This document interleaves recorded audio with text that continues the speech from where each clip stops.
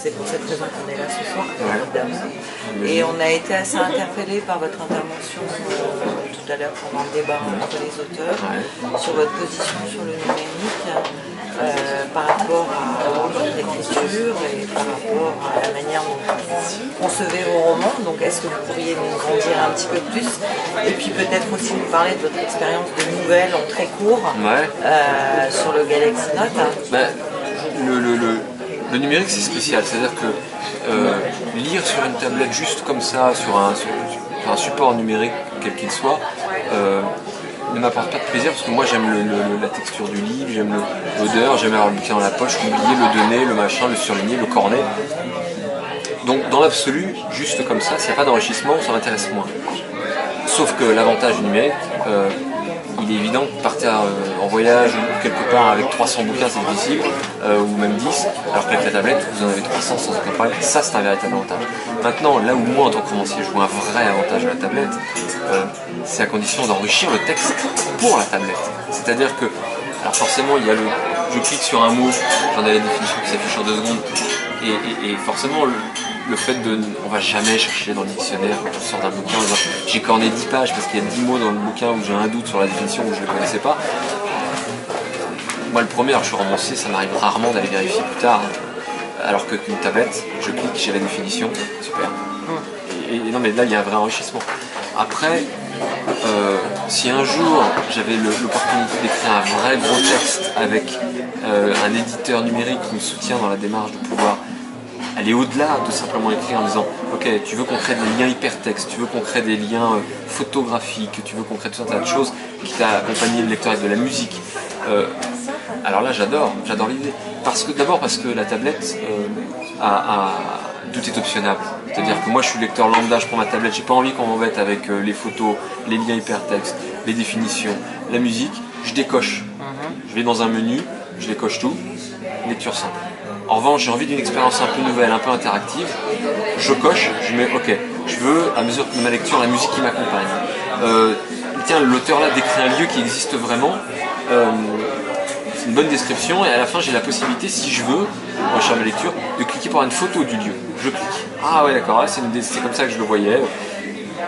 Parfait. Un plan, une carte, tout est possible. Et au-delà de ça, le romancier qui aurait envie d'écrire un livre numérique en utilisant toutes les possibilités du numérique, c'est-à-dire une interactivité totale et directe avec le lecteur, c'est enrichissant. C'est-à-dire imaginer un roman, un thriller ou un roman quel qu'il soit, où au moment où l'héroïne est confrontée à des choix. Et combien de fois en tant que lecteur on se dit ah fais pas ça, moi je ferais ça à ta place. Et vous discutez avec votre collègue, vous dites ah non moi je ferais ça. Ah ouais d'accord. Et au final le romancier lui choisit pour le lecteur toujours. Mais un roman dans lequel, un peu sur le principe de roman dont on est le héros quand on était gamin, sauf que ce serait pas tout le récit, mais une fois de temps en temps dans le récit, où le lecteur se dit ah non non, faut pas qu'elle fasse ça, faut qu'elle fasse ça, faut qu'elle soit pas idiote. Et ben là d'un coup on propose au lecteur, ok, vous voulez qu'elle fasse ça, ça ou ça ou ça, et on va chercher. Et 3 ou 4 articulations globales dans le roman, ce qui fait qu'on arrive à une fin différente à chaque fois.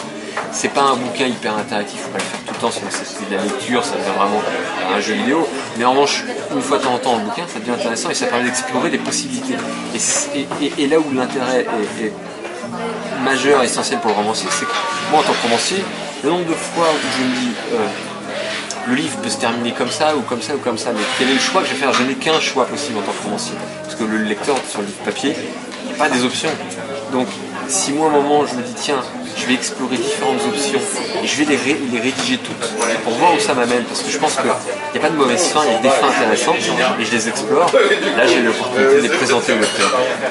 Et après il y a aussi possibilité d'enrichir le livre avec un contenu parallèle, c'est-à-dire qu'on le voit dans les films, en DVD, en Blu-ray, vous avez souvent les making-of.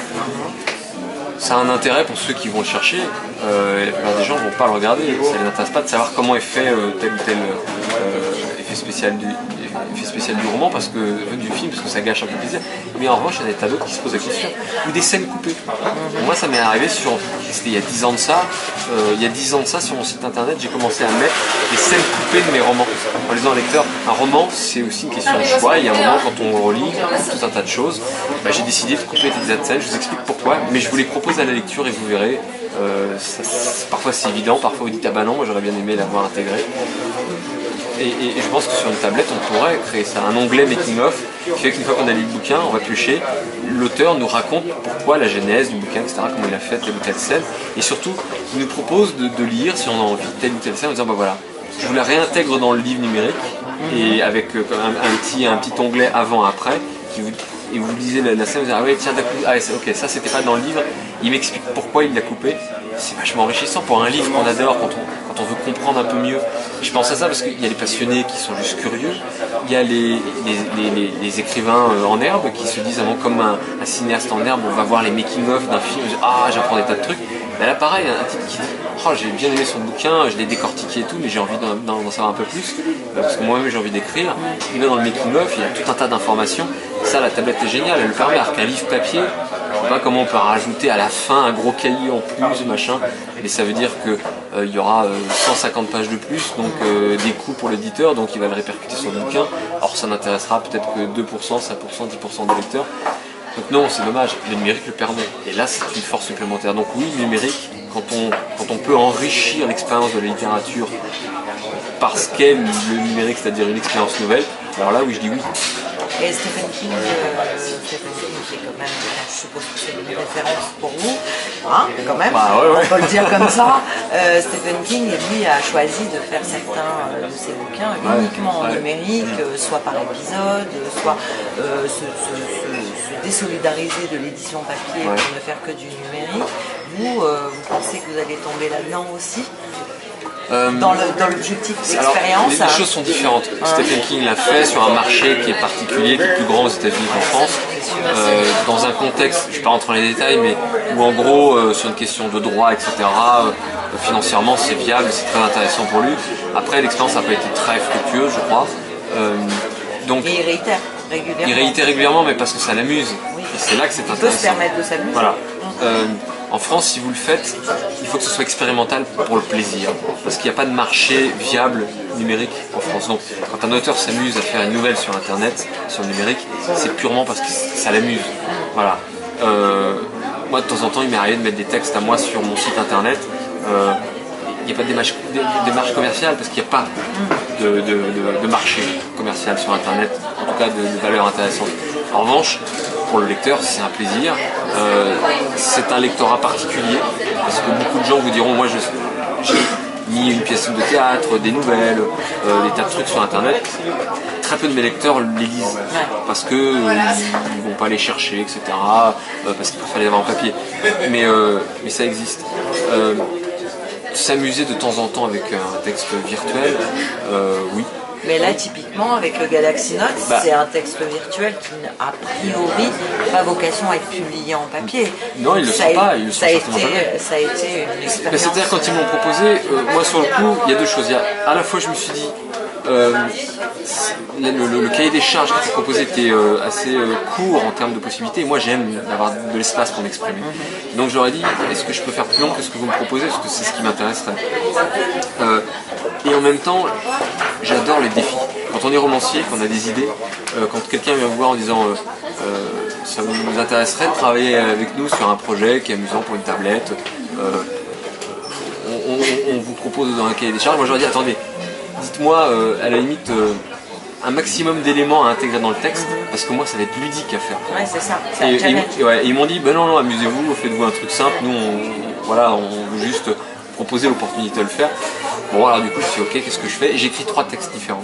Un qui était beaucoup trop long, un qui était ludique, mais et en fait moi j'avais envie que ça fasse sens avec la tablette. Et donc je voulais qu'il y ait un élément dans la nouvelle qui soit pas lié à la tablette directement, mais qui soit domaine de la métaphore. Et alors je vous le dis parce qu'il n'y a que moi qui le sais, je pense que c'est même pas évident à la lecture, mais quand vous prenez la tablette et que vous lisez mon texte, et qu'à un moment vous sortez le stylet, je pense que ça vous rappelle un geste qui est qui est le cœur de la nouvelle, qui est une question de rangement, c'est le titre, et qui est sur où cacher l'arme du crime pour que le crime soit parfait. Et il y a un petit parallèle qui est fait indirectement avec la tablette, voilà, et c'était l'opportunité pour moi de m'amuser à le faire. Donc, romancier, propose de vous amuser de façon virtuelle. Alors, l'étape suivante, ce sera certainement une nouvelle encore plus interactive, avec des liens, hypertextes dans le texte. peut-être bientôt, j'espère. D'accord. Vous avez un projet J'ai pas de projet pas concret, encore mais un jour ou l'autre ça se fera. Oui, en fait, les projets ça se crée avec le temps. Un roman, enfin moi en tout cas, je manque toujours de temps. Donc c'est vrai que si on vient pas me proposer, je prends moins le temps de le faire. Et de temps en temps, voilà, il y a un festival du livre qui me dit ah, vous n'aurez pas dû le parrainer gentiment, nous avons une petite nouvelle. Je dis ah, ok, je vais le faire. Du coup, ça m'oblige à trouver le temps pour le faire. Samsung qui me propose de le faire pour le Galaxy Note. Je dis ok, allez, je vais prendre le temps de le faire.